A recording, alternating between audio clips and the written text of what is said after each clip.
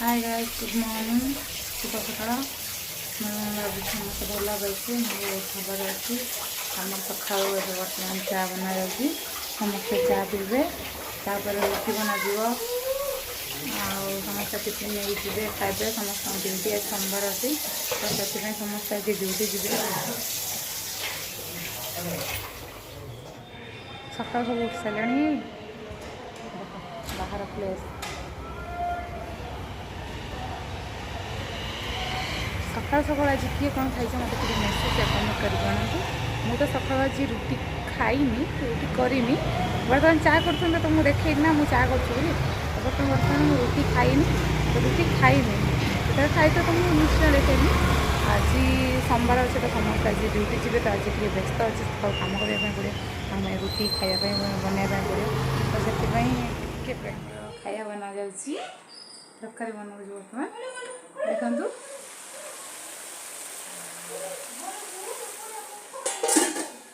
सबू परिया पड़ी तरकारी हो भल लगे से आसिक खाइब शीघ्र शीघ्र पलि आसते आज बहुत भल लगे से मत कमेंट कर मेसेज कर प्लीज सब्सक्राइब कर मत सपोर्ट कर तुमर भी कौन खाया बनाई समस्त कमेंट कहतु किस कहनी रोसे चलती मु सका तो किसी भी आज ब्रेकफास्ट बनई नी कहीदेली ब्रेकफास्ट बनैबी रुटी बनैबी किंतु किसी भी बनैली से तुमको वीडियो देखे नी किसी भी बनई नी कहीं समस्ते सेमती पलैले खावाई मना कले खावाई तो से किसी भी बनई नी तो ए खाया बना हो तरकारी बना हो रखी दियो तरकारी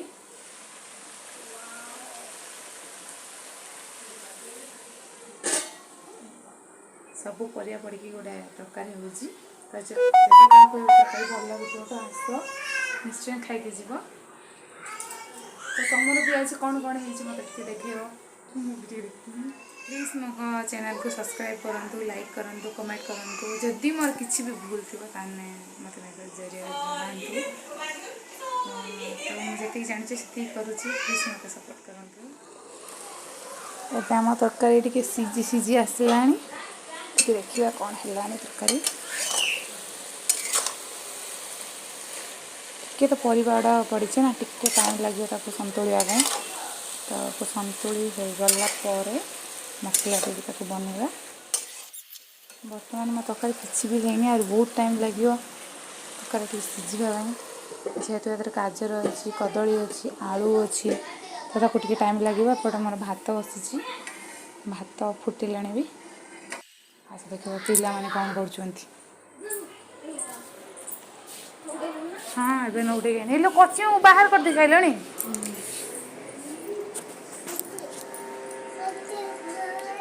बर्तमान तरकारी टे छुंक दिज्व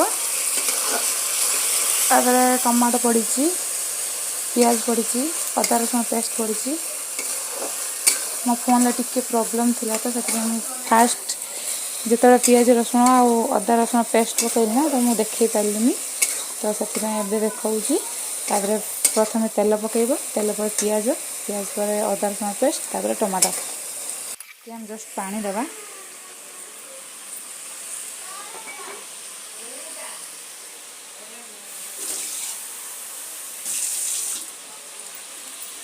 पानी देदेली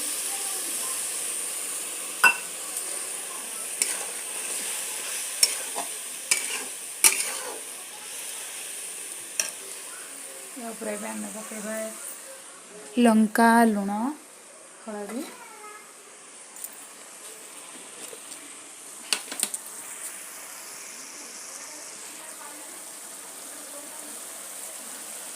जेहेतु आम तेलर फ्राए तेलर जो बनई फ्राए करते हलदी पकई ना तो कम बहुत कम हलदी पकड़ा पड़ो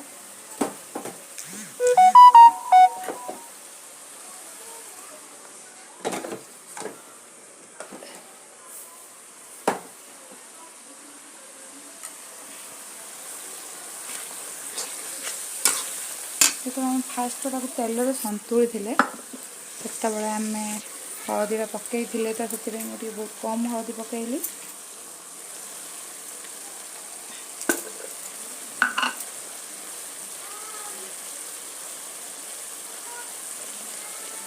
ମୁଁ ଜାଣିନି କିଏ କେତେ ରାଗ ଖାଏ, କିନ୍ତୁ ଯେମିତି ରାଗ ଖାଇବ ସେମିତି ଅନୁସାରେ ପକାଇବ। ତ ଆମର ବହୁତ ରାଗ ଖାଆନ୍ତି, ସେଥିପାଇଁ ମୁଁ 2 ଚାମଚ ପକାଉଛି।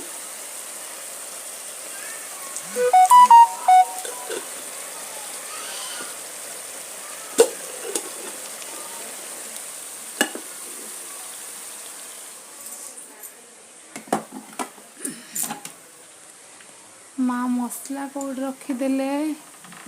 ମା ମସଲା ମସଲା କାଇଁ ମସଲା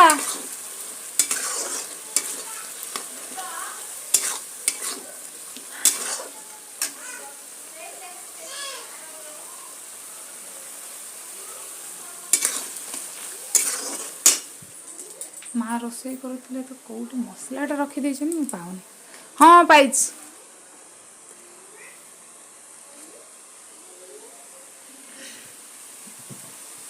ଦେଖନ୍ତୁ ମୁଁ ଏଥିରେ ଗରମ ମସଲା ନେଇଛି। ସିମ୍ପଲ୍ ଟିକେ ଆମର ସବୁ ପ୍ରକାର ଯେତେବେଳେ ଭେଜ୍ର ଆମର ସବୁ ପ୍ରକାର ପରିବା ଅଛି, ତ ସେଥିପାଇଁ ମୁଁ ଟିକେ ମସଲା ନେଇଛି ସ୍ୱାଦ ଲାଗିବ ବୋଲି।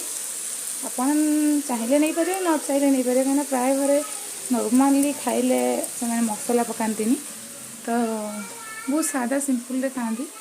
ତ ଆମର ବି ଏଠି ସମସ୍ତେ ସେମିତି ସିମ୍ପୁଲ୍ ଖାଇବା ପାଇଁ ଭଲ ପାଆନ୍ତି, କିନ୍ତୁ ମୋତେ ରୋଷେଇ କଲାବେଳେ ମସଲା ଦରକାର। ତ ସେଥିପାଇଁ ଟିକେ ପକାଇଦେଲି ଟିକେ ବାସ୍ନା ହେବା ପାଇଁ।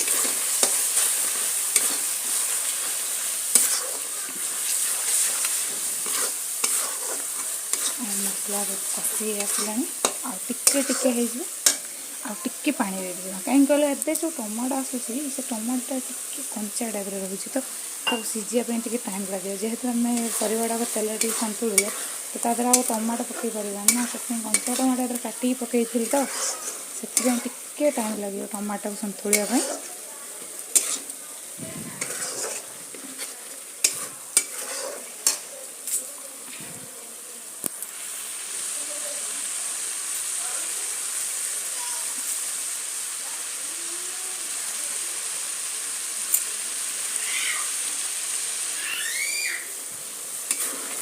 ନର୍ମାଲି ଘରେ ତ ସମସ୍ତେ ଏମିତି ଭେଜ୍ରେ ତରକାରୀ ବନାନ୍ତି, ତ ମୁଁ ବି ବନେଇଛି। ମୁଁ ଭାବୁଛି ଯଦି କାହାକୁ ମୋ ଷ୍ଟାଇଲ୍ର ତରକାରୀଟା ଭଲ ଲାଗୁଥିବ, ତ ନିଶ୍ଚୟ ଘରେ ବନେଇକି ଖାଆନ୍ତୁ, ଟେଷ୍ଟ କରନ୍ତୁ।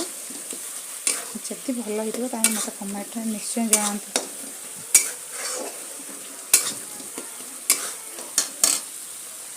ମୁଁ ଗ୍ୟାସ୍ଟାକୁ ଟିକେ ସ୍ଲୋ କରିଦେଇଥିଲି, ଏବେ ଟିକେ ବଢ଼େଇଦେବା, କାହିଁକିନା ମସଲାଟା ହେଇ ଆସିଲାଣି, ତ ଏବେ ଟିକେ ବଢ଼େଇଦେବା।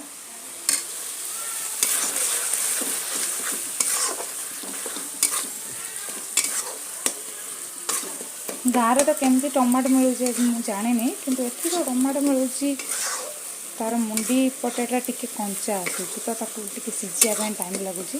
ସେଥିପାଇଁ ମୋତେ ବି ଟିକେ ଟାଇମ୍ ଲାଗୁଛି। ଏବେ ଦେଖ ଆମର ମସଲା ହେଇଗଲା, ଟମାଟୋ ବି ପୁରା ମିକ୍ସ ହେଇଗଲା। ଏବେ ଏହାପରେ ଆମେ ପରିବା ପକାଇଦେବା। ଯେଉଁ ପରିବାଟାକୁ ଆମେ ସନ୍ତୁଳିକି ରଖିଥିଲି, ସେଟାକୁ ପରିବାଟାକୁ ବେଶୀ ସିଝେଇବନି, ଟିକେ କମ୍ ସିଝେଇବ, ତ ସେଇଟା ଟେଷ୍ଟ ଲାଗିବ। ବେଶୀ ସିଝେଇ ଦେଲେ ସେଇଟା ପୁରା ମିକ୍ସ ହେଇଯିବ, ଗୋଳେଇଲା ବେଳେ ପୁରା ମିକ୍ସ ହେଇଯିବ। ତ ସେଥିପାଇଁ ଟିକେ କମ୍ ଯେମିତି ପରିବାଟା ଗୋଟା ଟାଇପ୍ର ରହୁଥିବ। ଏବେ ଦେଖ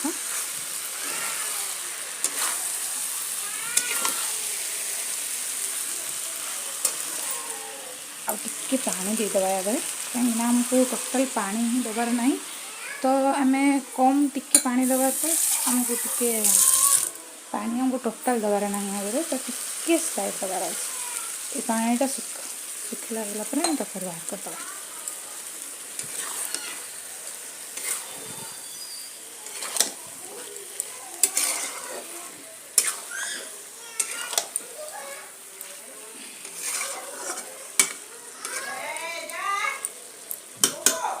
ଏଥିରେ ମସଲାରେ ପାଣି ଦିଆଯାଇଥିଲା, ତ ଯେହେତୁ କି ଆମେ ଏଇଟାକୁ ଘୋଡ଼େଇ ଦେବା। ଟିକେ 5 ମିନିଟ୍ ଘୋଡ଼ା ଯିବ। ଦେଖନ୍ତୁ ଏବେ 5 ମିନିଟ୍ ମୁଁ ତାକୁ ଘୋଡ଼େଇ ଦେଇଥିଲି। ଦେଖ ଏବେ ତା'ର ପାଣିଟା କେମିତି ବାହାରି ଆସିଲା, ମସଲାର ପାଣିଟା।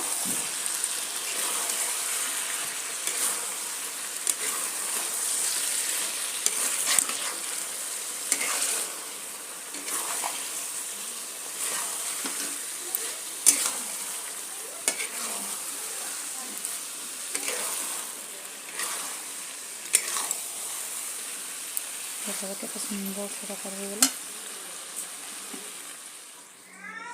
एबे मोर तरकारी प्रस्तुत हो जाइए। जदि क्या भल लगुच निश्चय आसतु खायापी। मोर तो पूरा टेस्टी तरकारी रेडी। आउ जदि मो तरकारी क्या भल लगी निश्चय घर तैयारी करूँ और खातु। आ कमेंट मत जनातु केमती लगुच। एबे मु तो चली खायापी। बाय।